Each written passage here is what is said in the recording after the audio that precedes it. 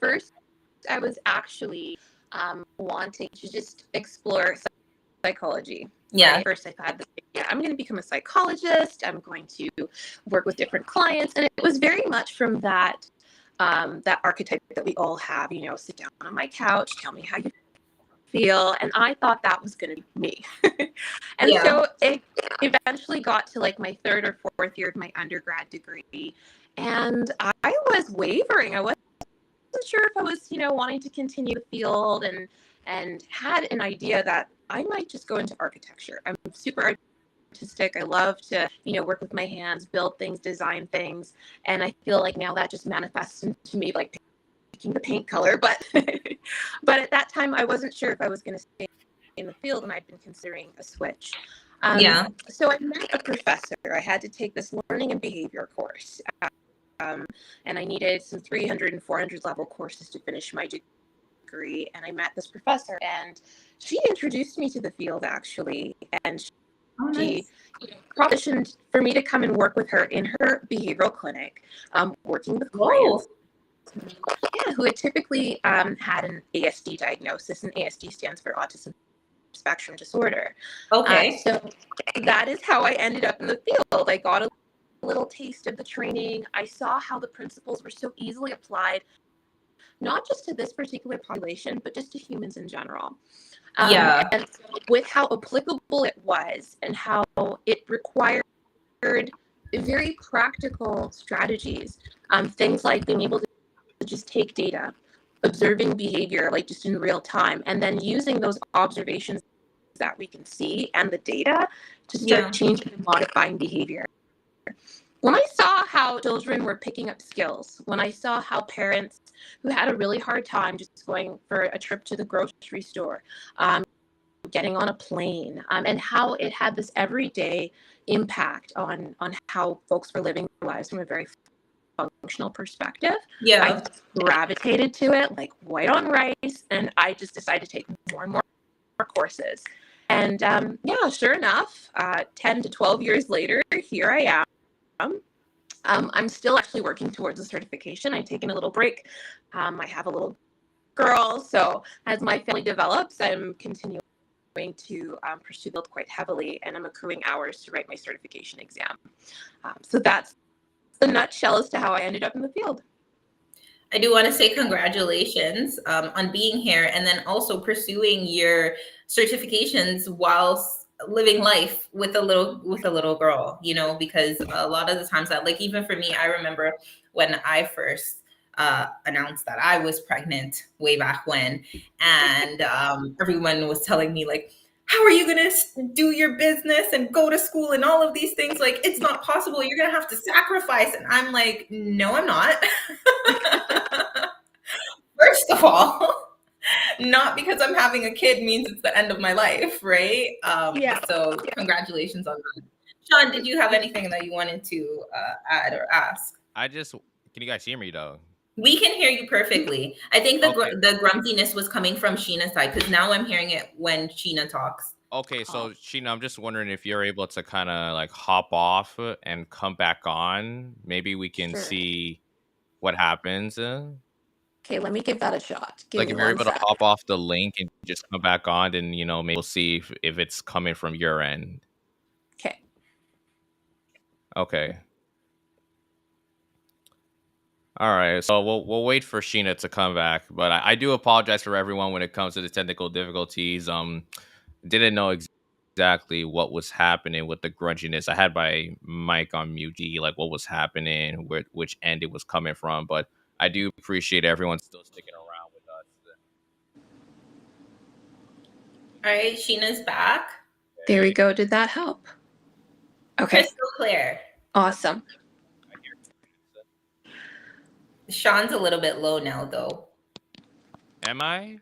You're good. You're good to go.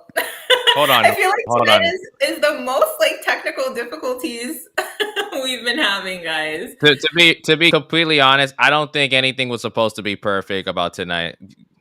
That's all good. It's always technical difficulties, but tonight's just a little bit extra. Yeah, that's fair. But no, like I think just to add on, like I think hearing your story, Sheena, it's very inspirational. I had someone on the show before, Carrie, and she also is a behavioral consultant, and I feel like you need to have more conversations like this on our platform because I feel like for a lot of folks, when it comes to just when thinking about behavioral patterns as a whole for myself, like I was someone when I was young and my behavioral patterns like all over the place. Like I used to have one emotion one day and then another emotion the next day. Like I was like I wouldn't say schizophrenic in a way, but it kind of felt like I was schizophrenic. So I think it's super important to have these conversations because again, a lot of the times we need to be reminded that who we are as a person doesn't always mean that it's viewed as a liability. Sometimes we have to Yeah. understand that the things that we have that may sound crazy is our superpower. Exactly, exactly. And I think we have to give ourselves some grace too, right? So when I was talking about things like norms earlier, I think this is also another thing that we need to also address because right now there's this big shift happening in the field where we're hearing people talk about being more neurodivergent affirming. And there has been a history, even in the field of mental health, of wanting everyone to be quote unquote normal.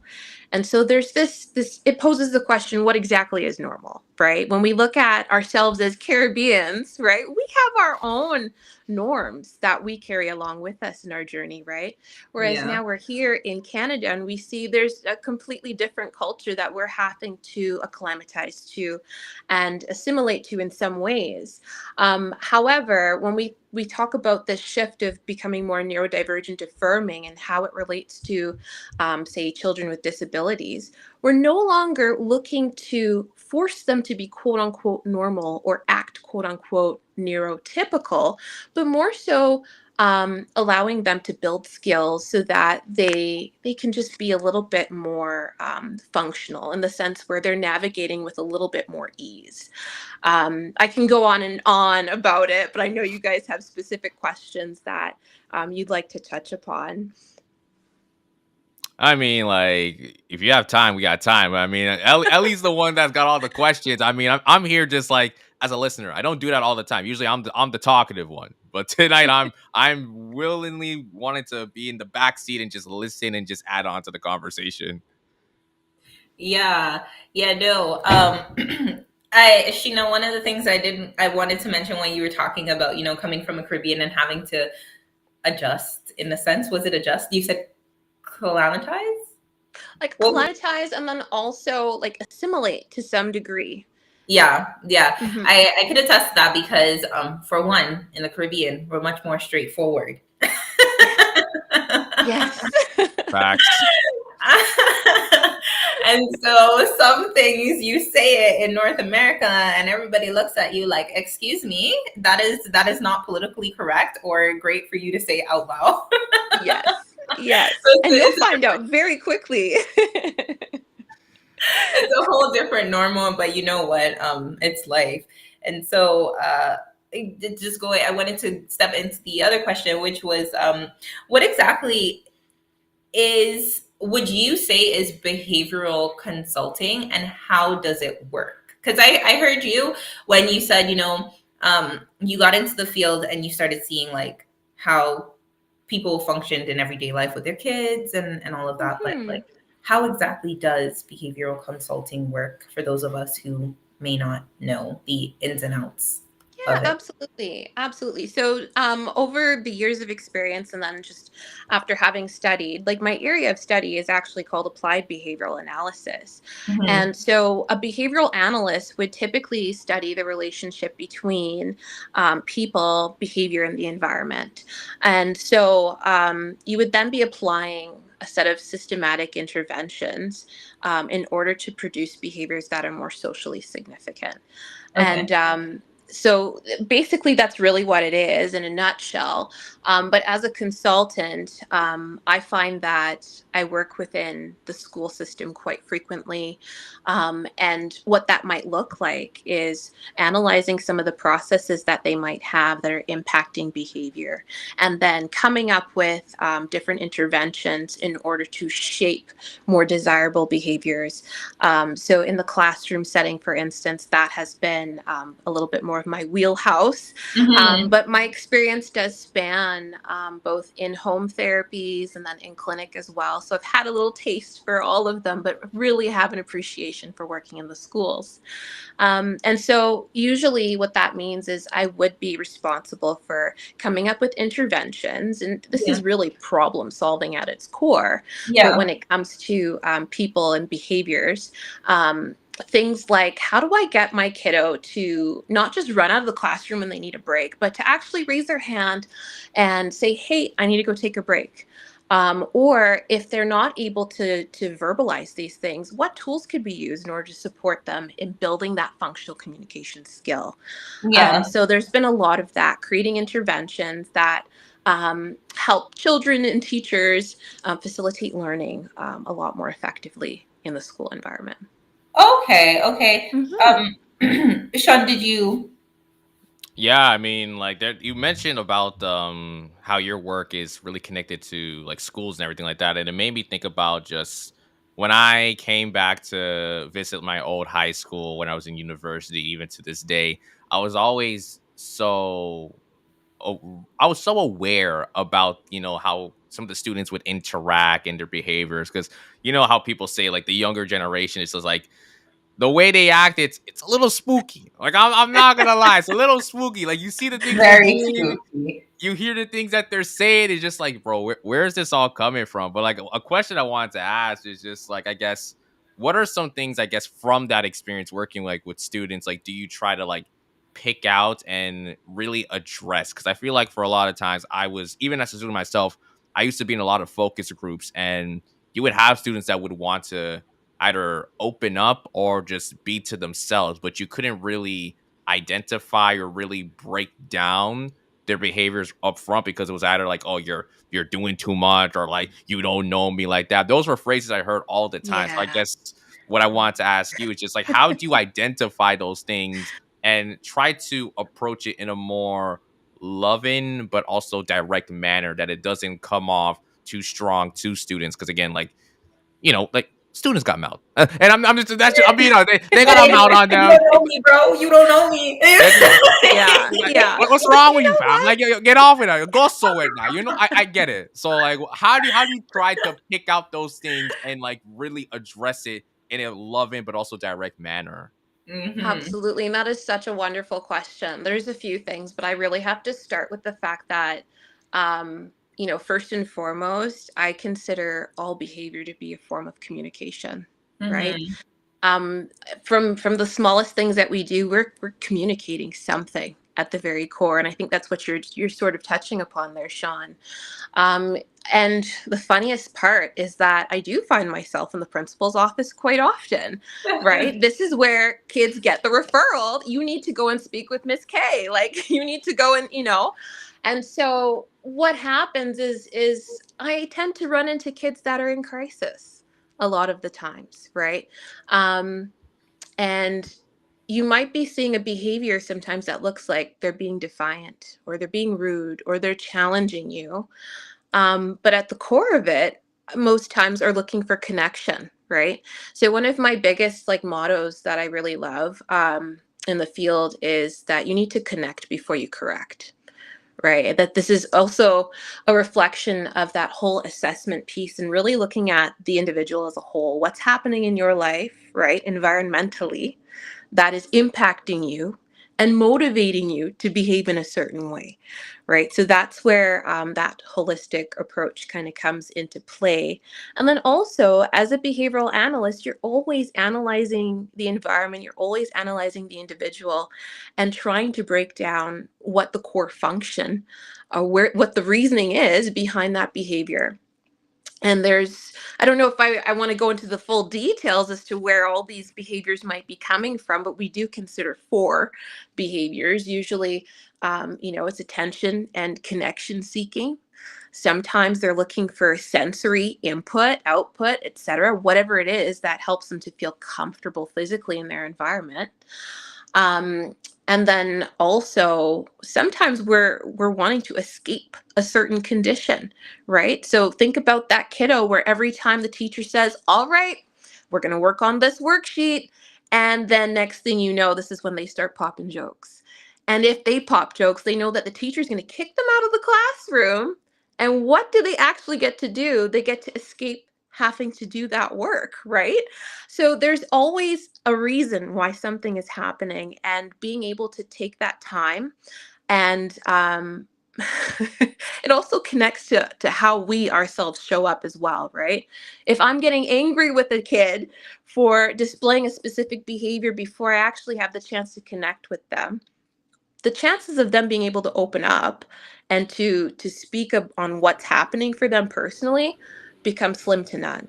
Whereas if I'm able to, okay, I'm going to take it on the chin, let certain things roll off my shoulder, pretend I didn't hear that, but really take the time to listen and connect and engage, I'm much more likely to build rapport with the student, to build rapport with the kiddo, and start hearing a little bit more as to what's really happening underneath the surface. I love that. I really love that because, again, I think it's really important, especially when we look at students today. Like, they're the future of our generation. And, there's so many people that I see that have so much true potential, but because that they're in certain spaces as well, that could also affect their behavioral patterns. The people that you hang with, the social norms that you pick up based on the people that are close to you can have a Hmm. extreme effect. Like, I think those are things that also need to be addressed, and I love the fact that you go as deep into the work that you do to look at those things again, like person was like sensory input or output or attention seeking, stuff like that. Because some people assume that one student just wants to feel love, but maybe one student just wants to be more open and speak up. You don't know, but you have to take that time and that responsibility to sit down and really create that space for that individual. Like you said, it's not just for students, it's for other aspects of the work that you do, the home therapy as well, and even for entrepreneurs. Like, we definitely Yeah. need time for ourselves as well to open up and be honest with ourselves. Because again, like, as much as we love what we do, it's a hassle. Yeah. Yes, yes, absolutely. Yeah. Yeah. Sean, thank you for that. And Sheena, thank you for answering our questions so detailed. No problem. And this is what we do. We get into the question that we break it down. We got to get to the nooks and crannies. Yes, yes. Um, so the next question that is would come up is, what's the most common challenges when you're working, in your field, that you found come up when applying these practices? Oh, okay. You know what? There's many different challenges. But I think sometimes we need to look at challenges as opportunities in order to really start getting past that hurdle, right? Yeah. So some of the things that I find to be challenges, first and foremost, when you think about, say, folks who are wanting to access services, Mhm. say, for instance, I noticed my child is struggling, or there's this particular milestone they may not have hit. I feel like one really common one for parents sometimes can be speech, and we notice that the social interactions might not be um, as they might not mirror those of other kids Yeah. that are around a similar age group, right? So parents start to worry, and they're wondering, okay, where do I go next? So a lot of the times, it's getting that initial referral. Parents might have to go to their pediatricians, and you know what it's like accessing some of these medical professionals nowadays. The wait lists Over can be here. really long, or wait times just in general. Secondly, by the time you get to your pediatrician and you're wanting, say, for instance, a diagnosis, Yeah. diagnostic testing can also take a really long time. So these are usually the initial stages of what it takes to get some of the intervention. And once you do actually start to get a diagnosis in place, this could be years down the road. And this causes a lot of strain and frustration for not just families, but if we look at what's happening for our teachers in the school system, Yeah. this is reflected there as well, because they're looking for in-house supports in the schools Yeah. to help with the kids, et cetera, et cetera. So right now, I feel like the biggest challenge is just accessing the services. Yeah. Getting that diagnosis is getting your foot in the door, essentially. And then once we actually start meeting with parents and families and kids, and starting to put together these wonderful behavioral plans and strategies and things that we as practitioners think are going to be super helpful, You're we like, might run into issues where consistency, yeah, right, can be front really end. tricky. And as a mom, I empathize in the sense Yeah. where just finding the time can be really hard. And so I find that even just having emotional fatigue, right? How we show up in parenting, it, Yeah. it all depends on where I'm at, and how much bandwidth I have at the end of the day in Yeah. order to manage certain situations effectively. My interpersonal effectiveness goes way down if I have not sleeping, I haven't slept well, I haven't eaten well, if I'm tired. Like, there's all these things. Something happened at work, I'm stuck in traffic. We carry that. We're human. And Yeah. so now, as a practitioner, I'm going to give you strategies and say, you need to do this exercise with kiddo 3 times a week. And you're thinking, well, I didn't even get a shower, or like, how self-care can be sometimes, right? When you Yeah. have Yeah. young Yeah. kids or a young family, right? It can be really hard to implement strategies on a consistent basis, right? So I think one of the things that you'll see with practitioners is that we'll do a lot of the footwork starting off, but then there is that expectation that we're going to be doing parent training, and also training with others that are in contact with kiddo. Yeah. That could be teachers, that could be, so that they actually generalize the skills that they're learning, and they're not just doing these exercises with someone like myself, and then you're getting the results when I'm here, and then when I go, It's kiddo's not non-existent performing anymore. in the same way. Hmm. So the Yeah. hope is that everybody is also using these skills and strategies in different environments, so that those skills can begin to, what we call, generalize. You start to use them with everybody you come into contact with, as opposed to just with me, the practitioner, in that space that you've been practicing that skill. That makes sense. That makes sense. And that when, as you were explaining that, I'm processing it and I'm like, oh my goodness, because as a social media strategist, right, who Yeah. coaches entrepreneurs, it's like I used to do social media management before, and Oh. I switched out because it's like you do have to, people expect you to do these different roles, right? And it's like I can't spread myself so thin Yes. or else you Yes. won't get the results the way they're supposed to result. So And that's true. That's true. The more that we have on our plates, it makes us harder to be effective at that one next thing. yeah, And so, yeah, you really have to implement self care in a more proactive way if you're hoping to really be consistent and effective as time goes on, right? makes sense, makes sense. 100%, 100%. Just want to let everyone know who's listening again. This is the six from here on Love Bay Radio. It's a very special episode because I'm co-hosting with Ellie and we have our guest Sheena.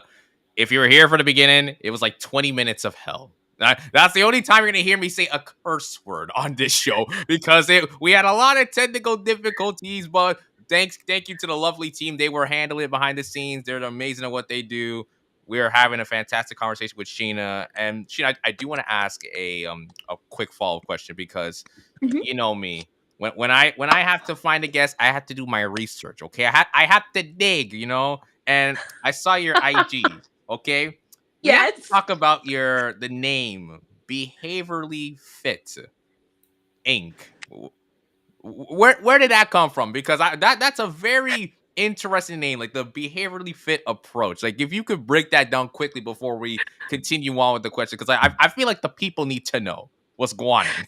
Yes, You know what? too. Oh man, I had really grappled with many different names when it came to coming up with the name for my consulting business, and I really wanted something that not only encompassed behavior and wanting to really just zone in on behavior as opposed to just mental health and wellness um, as a broad umbrella, but I thought, okay, when we have our behaviors in check, we're aware, right?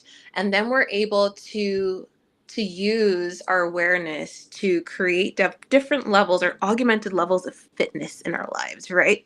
Mental fitness, health and wellness, or physical fitness. And then also when it comes to just how we show up, right? Are you fit? Right. So I think that was just one of the things that I thought like really came together for me, It fit. being behaviorally fit.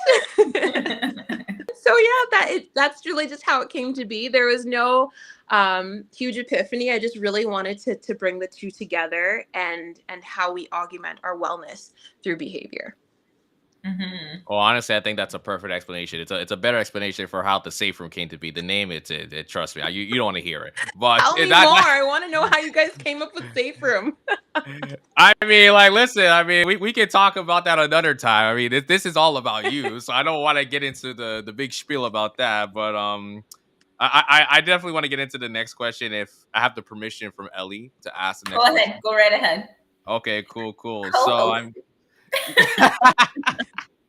I'm sharing the love, sharing the love. So, obviously, you shared a lot. You talked about so many different approaches, but I do want to ask you just why there is an importance for us to learn these approaches, and not only for anyone who potentially may want to work with you, but for someone like myself and Ellie. Because like you mentioned, I think these are things that we can always apply to what we do every single day. Obviously we're not perfect. We always have to time manage and figure things out.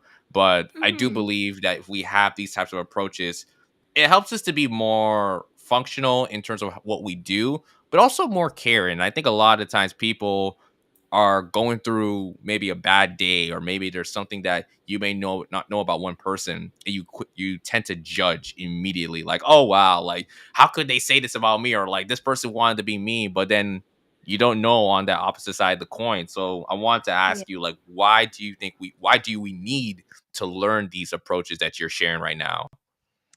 I one of the things that I've loved so much about the field is just how applicable it is to various different areas of life.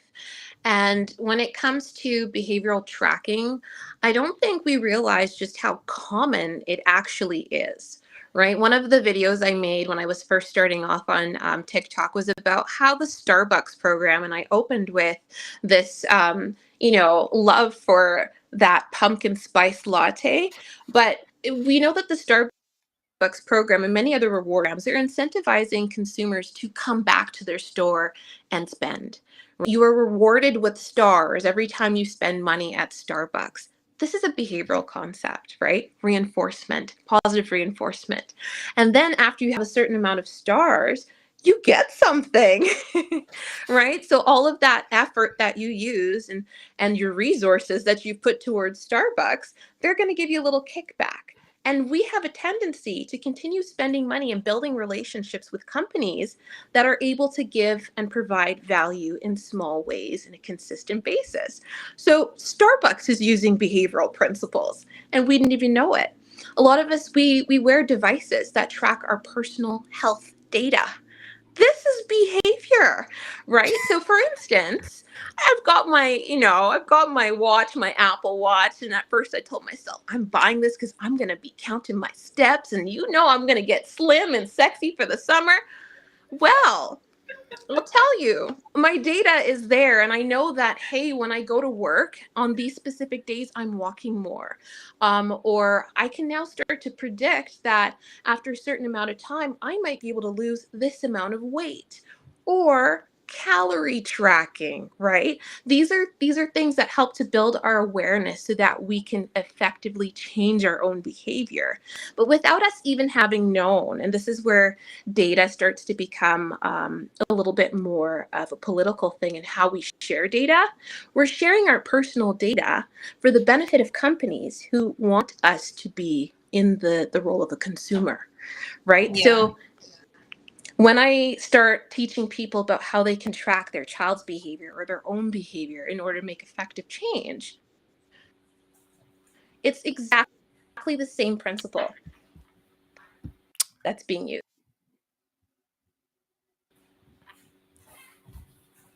I Did, think I she's think she paused, but I love that. And I love that Sheena, if she's hearing, how she just made mention to the fact that, they are using our personal data to basically insensitize us.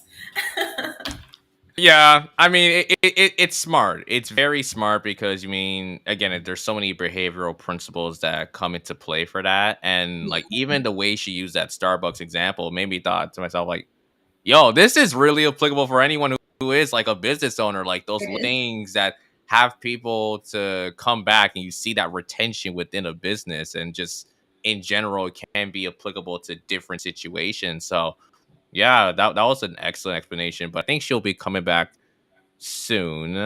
She's still frozen. You know what? Don't worry. I think the takeaway of this conversation tonight has been like anything can happen, especially when it comes to the technical stuff. It's Anything can happen. behavior, right? And I think it fits perfectly in line with behavior. Sheena said she's going to be right back. There is a technical difficulty with the phone. So, yes, we will see her back. But Sean, I just wanted to talk about, like, how we've been back and forth with TikTok, right? Yes. Even for TikTok, they incentivize really well. And I find that that's why so many entrepreneurs have seen success with them, is because like they give rewards. If you're on the TikTok live viewing right now, like you're able to give us rewards. You're able to come on and ask questions. Like there's so much insensitization from Yeah. TikTok that keeps people. Yeah, I had to slow with that word. You're good. You're good. That keeps people coming back and staying on the app. And so it's like these things, these people see, what behaviors we really love and how much we love to be rewarded. Sheena, I hope you were hearing all of that. And they integrate it Hmm. into the app so well that we are hooked. Yes, from what I gather, you're talking 100%. about social 100%. media there. Honestly, And like I feel Instagram could do a better job trying to put more incentives for creators. Obviously, like 100%. you're dealing with issues of like you have to have 1,000 followers to go live. Like when did that happen? Like what now we're putting a cap on when people can go live and really engage with their audiences. Like I feel those things just we need to abolish it completely. TikTok used to be the same way, and then they switched it over specifically for business owners too. And if they noticed your content was getting a lot of engagement, because again, they're noticing like even with as Sheena can add her 2 cents to this, with behaviors, like people, they don't want to be tuning into nonsense, right? And I made a post about that today where it's like if you're consistently posting low quality, it takes people away. You start getting ignored. And the last thing these apps or anyone wants for behavior, even as a child in the schools, is to be ignored, right? We yeah. want that attention. So yeah, Well, Sheena. 100%. Just before Sheena comes in, I see people in the chat finally. Like, I honestly thought the chat was gonna get active tonight because of just what was going on. But I appreciate people still put in the message. I see Carrie's in the building, and she completely agrees with what you have to say, Ellie. 100%. So, yes, Sheena, if you want to add some extra stuff, go ahead. If you had any final, I guess, takeaways to that question related to like why we need to learn these approaches. Yeah, and I think, just it builds self-awareness. I think that's one of the biggest things. The more we are aware of an issue or a challenge that we're experiencing, it just puts us in the driver's seat to be able to make changes that are meaningful. And I think another thing too is that, you had also mentioned a little bit more of that social emotional angle as well when you'd first asked this question, Sean. And when we think about triggers and what triggers us, this is exactly the same trajectory that we're taking too, right? If we're aware of those triggers, we're now in a better position to be able to proactively come up with strategies for how we're going to navigate these things and not crash out, right? So Yeah. there's just this application that just spans across so many different fields and areas of our lives, which is one of the reasons why I fell so deeply in love with this field. Yeah. Hmm. She that like leads us into the question, as we're on tech and social, is like, during this age of extreme tech, do you think it's altering the natural development of kids and contributing to behavioral issues? Although there's correlation, I can't necessarily argue that there's causation, okay? Hmm. With anything, when we see that we're consuming one thing too frequently, there's a problem. Hmm. And this is how I would also preface this when I'm speaking with parents about technology. Hmm. In many doctors will actually go to the lengths of saying that if your child is under the age of 18 months, 24 months, we really shouldn't be exposing them to, television technology Yeah. for long, extensive periods of time. It shouldn't be, replacing social interactions that are so enriching for their development. Hmm. Whereas, we're human. Sometimes we need time to decompress. Sometimes we need a variety of different things to keep us interested and stimulated. So if we're using, say for instance, technology to get in touch with family members, we're on FaceTime, we're building language skills, we're building connection. This is where it can be highly beneficial. Yeah. But when we're allowing kids to access tech, games, TV, etc., for long periods of time, we have to also realize that it can be overstimulating. Yeah. And we're not always aware of the impact that that stimulation has. Over time, studies have shown that it can actually cause some behavioral issues in the sense where you might have more emotional reactivity. You could also see more aggression or externalizing behaviors. So I wouldn't say that technology is the root cause of behavioral issues, but it can contribute if we're not Yeah. careful on how we moderate a child's access to technology. Yeah. Sean, did you have anything that you wanted to add?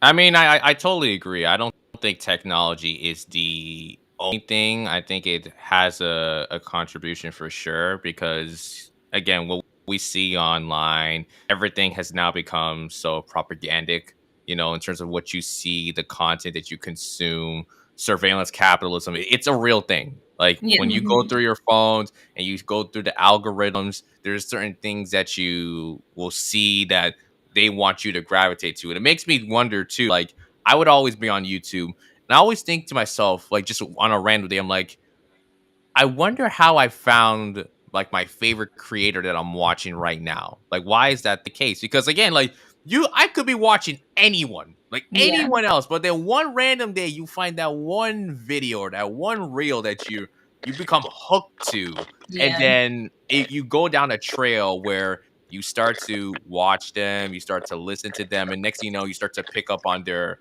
vocabulary and lingo, and next thing it's like you're adopting or taking a part of them and you're trying to make it in your own in a way where it's like, okay, like I'm kind of speaking like them. And people are asking you like, why do you sound like that? That's not you. It's like, oh, look, I'm watching this like creator on YouTube. Like you should check them out. But then it's like it's affecting your behavioral pattern in a way where you're now kind of becoming someone else. You're kind of duplicating or doppelganging their behaviors Style. themselves. So I Yeah. feel like technology again, as it not is the main thing, I think there's other factors we have to consider. It's playing such a huge role, and now that like the technological landscape continues to increase, it Yeah. is becoming a much more. prevalent issue that I feel like we need to keep talking about. Yeah, for sure, for sure. Um, I find that for entrepreneurs, in when, like, you're getting into sales, we tend to sometimes, and not even sales, but when you're coming up online, if you're not sound within yourself, you can tend to get that social media tonality or the sales like talks, right? And just as you were saying, people start wondering, like, where did you get that from? And then, or you sound just like this person. It's like, yeah, because I've been consuming that person's talk and everything so much. But Sheena, where did she go? Because we are wrapping up. Yeah, I think we'll get her back. I honestly, if we're wrapping up, I have a couple things I wanted to do as well if we had Yeah, some time. yeah. But again, for people who are tuning in, this is the Safe Room here on Love Bay Radio. I'm here with Ellie as my co-host for tonight. It's the first time ever. I definitely want to do more co-host opportunities, like because I think we make a really good like tandem, a really good duo. Sheena, we do, Sean. But Sheena, as you're back, we were just talking and saying that we're gonna be wrapping up. We know you're on time too, and we respect that. And so in saying that, just wanted to ask you the topic of tonight, which was, breaking generational cycles with the approaches, and then even considering how tech can be a contribution to the behavior changes, right? Why would you say it is important for us to, or how rather, right? Would you say it's important for us to learn these approaches to break those why can't I say this word? Sean, can you help me out? Generational? Generational. It's been a long day for both of us. Don't worry, I got you.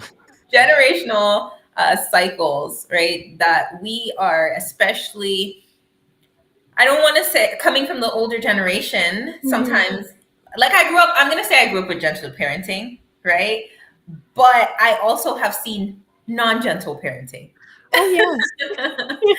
So, how do you find it important? Sean, can you? The words are not wording right now for me. I mean, I guess to kind of like tag in, substitute. I guess like or to give a case study or example. So the parents that have raised me, like wonderful parents, obviously there's certain things that you learn from them. It's like, oh, like this is just how it was, like the way that they speak to you, the way that they would interact with you. It's like, oh, that's how it was back in our generation. Like for me, like I'm young, I'm Gen Z, even though I don't like to claim that I'm Gen Z. I'm technically, from an age standpoint, I'm Gen Z, right? So it's more that we're like more caring. We don't try to be too mean, but I feel like there also are things that we could learn from previous generations. So I feel like just how do we find ways to just keep that in the back of our minds, but also be able to just, learn from other generations and break that curse. Because again, we don't want to have that be stigmatized in our brains for the rest of our lives. I know I don't, for sure. So Yeah, and when it comes to, thank you so much, Sean. And that example is perfect, because when it comes to our, Sheena, I know you get what I'm trying to say, but for the viewers listening Okay. to, I hear you, girl. I hear you. how do we get past it? Somebody had made a really wonderful comment there I saw pop up on the screen. And so I just wanted to acknowledge that.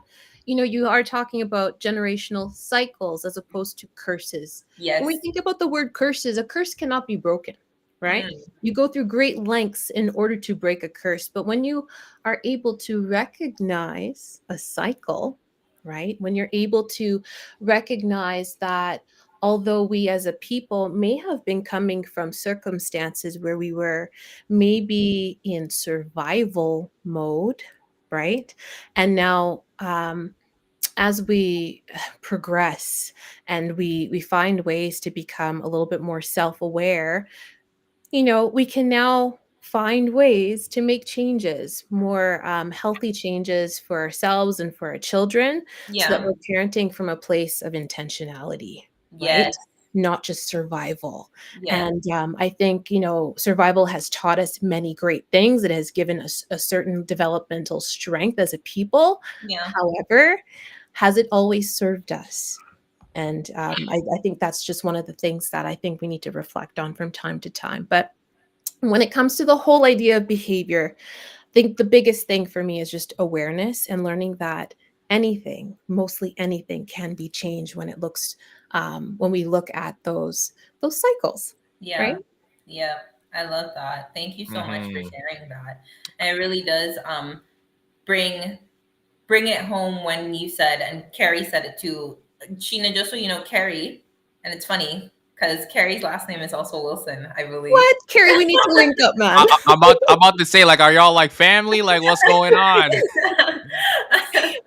Right. She said that generational cycles instead of curses, and you elaborated on that because a curse, is something that is not usually broken like that unless it's in the name of Jesus, because that's everything all there. Yeah, yeah.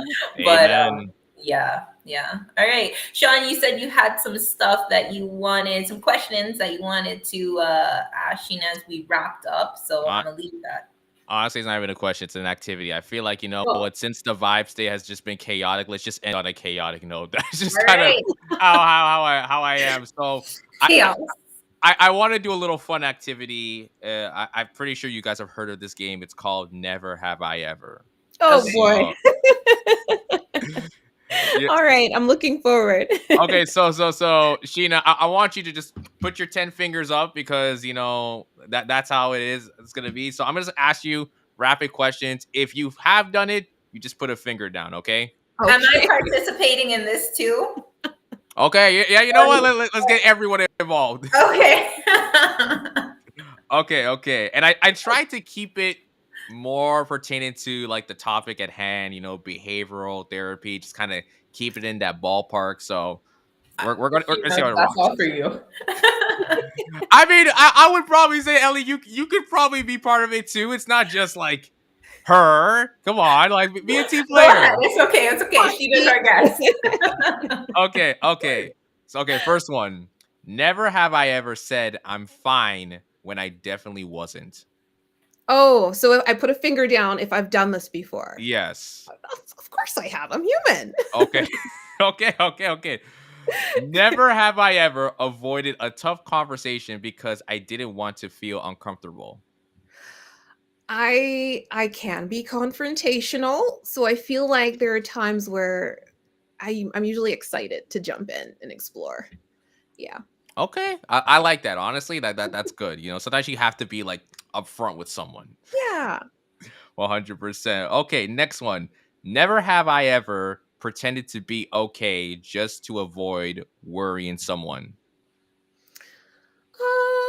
You know what? Yes. Yes. When I think about, like, say, my grandmother, my parents, there are things I just will avoid at times bringing up if I want to make sure that I'm preserving their peace. Yes.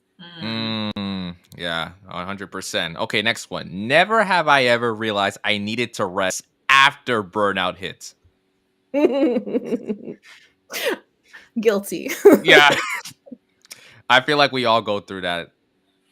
We all deal with that, so that's fair. Okay, next one. Never have I ever felt guilty for saying no. Oh, I have. I have. I have. So I have to put my finger down. Yeah, Yes. yeah, okay. There's I've another. learned over time to build better boundaries and say no in many different ways, but it's a muscle that I'm learning to exercise. People pleaser tendencies. Yes. Yeah. Yep, it's a real thing. Okay. Never have I ever practiced positive self-talk and actually believed it. I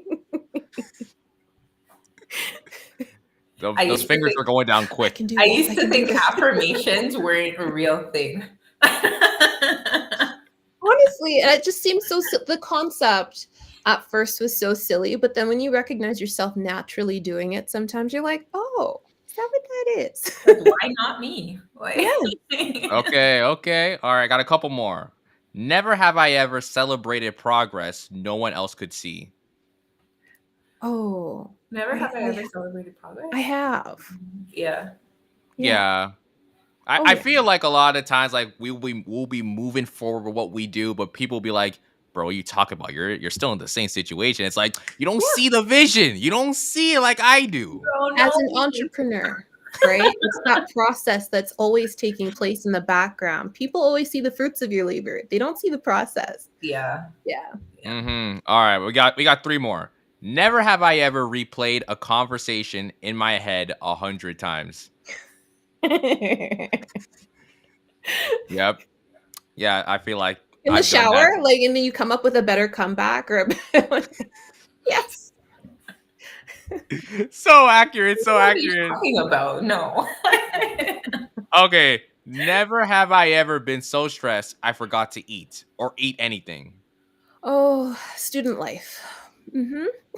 Mom life. Mm-hmm. Honestly, I'm the opposite. When I'm stressed, I eat like a maniac. I will head straight to Uber Eats. Like, all right, let me get a double cheeseburger with fries and a drink. That is me. The stress fill me up, or the busyness. The belly is full of that. Yes. Okay, last one. Never have I ever agreed to something just to keep the peace. I have done that. Yeah, yeah. But honestly, like that, just a little fun round of never have I ever. But I think us accepting these things doesn't mean that we're imperfect. It means that we're human. So Yeah. Exactly. that's what I wanted to really get across with this exercise. But that's all I got. So I mean, Ellie, I'm gonna let you handle the outro. You know, since you did the intro, I'm letting you handle the outro. All right. Well, Sheena, thank you so much for blessing us with your presence and your knowledge on here. The Safe Room was happy to have you. And Sean, I do want to say thank you for having me as your co-host. And that is all for tonight. Everyone who's tuning into Love Bay, thank you so much. And for all of the comments and dealing with us while we had that technical difficulties. I thought the technical it was the entire show, really. It was the entire show. Honestly, we have to like retitle the episode just like the technical difficulty show with Sheena, Ellie, and Sean. We did it, though. We did it. We did it. 100%, 100%. Thank you, Ellie, for like just coming on with me as a co-host. And guys, we have to spam in the chat. We have to say co-host. Like, I want y'all to put co-host if you want to see this more, because I know we can make this work. So I need y'all to spam co-host in the chat 100%. Also, before we hop off, Sheena, quickly tell the lovely people where they can find you on social media. Yes. Absolutely. You can find me on TikTok as your behavioral bestie, and you can also get in touch with me on Instagram at Behaviorally Fit Inc. All right, perfect. Thank you so much, Sheena. Thank you so much, Ellie. Thank you to everyone listening. And please come back next week to your favorite show here on Love Bay Radio. We'll see you guys next time.